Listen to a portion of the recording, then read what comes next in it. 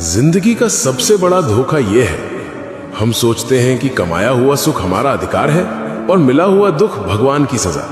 पर सच्चाई उल्टी है। दुख वहीं भेजा जाता है जहां उठने की क्षमता हो, और भगवान वहीं ठहरते हैं जहां आत्मा हार मानने लगे।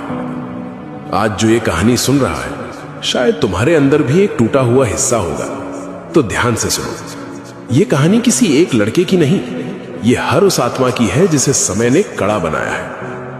एक लड़का, मेहनती, सरल, श्रद्धावान, पर किस्मत ने उसे सिर्फ इंतजार दिया और लोग ठहाके।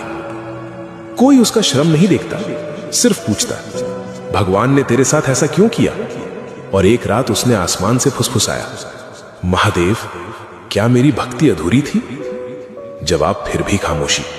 पर वही खामोशी उसके भीतर एक नई चीख जगा रही थी, एक बदलाव की आग। वो टूट कर गिरा, पर टूटना उसकी पराजय नहीं थी, ये उसके अहंकार की मृत्यु थी। रोते रोते उसने पुकारा, अगर भटक रहा हूं रोक लो, अगर गिर रहा हूं पकड़ लो, अगर हार रहा हूं जगा दो। और पहली लकीर यहीं बदली, जब जिंदगी का प्रश्न क्यों मैं रूपांतरित हुआ, अब मुझे क्या सीखना है।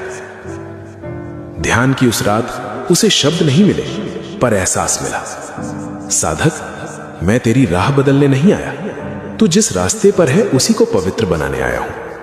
यह संकेत था, भक्ति भागने का द्वार नहीं, टिके रहने का व्रत है। वो लड़का उठा, पर अब उसकी दृष्टि बदल चुकी थी।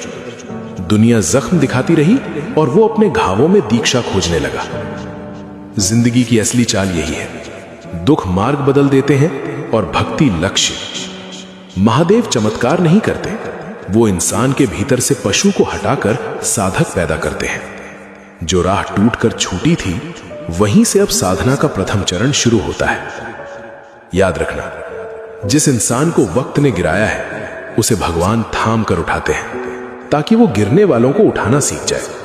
भक्ति तुम्हें भागने नहीं देगी, भक्ति तुम्हें दिशा देगी।